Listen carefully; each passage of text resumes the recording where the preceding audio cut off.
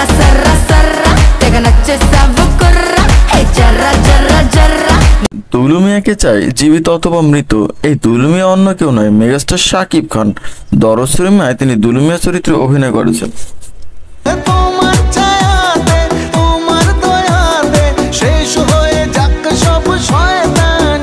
Cinema প্রেমীদের জন্য সুখবর, সকল অপেক্ষার অবসান ঘটিয়ে প্রথম প্যান ইন্ডিয়ান মুভি দরদের ট্রেলার আসবে আগামী 2 জুন।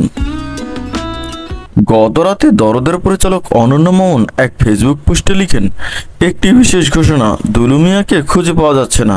যদি দুলু মিয়া নিজ থেকে আত্মসমর্পণ না করেন তাহলে দরদ টিম 2 জুন তার প্রকৃত চেহারা সবার সামনে উন্মুক্ত করে দিবে।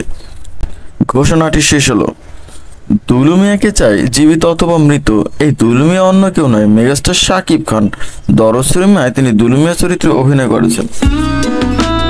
শুরুতে অনেক আলোচনায় থাকলেও যথাসময় ট্রেলার কিংবা গান মুক্তি না পাওয়ায় এবং রাজকুমার ও তুফানের আগমনে দরদের আলোচনা কমে আসে। এবার আশা করা যায় দরদকে সামনে নিয়ে আসবেন পরিচালক অনন্য মামুন।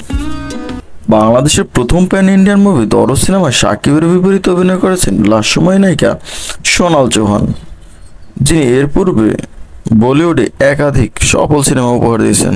আজকের ভিডিও এ পর্যন্তই। সবাই ভালো থাকবেন, সবাইকে অনেক অনেক ধন্যবাদ।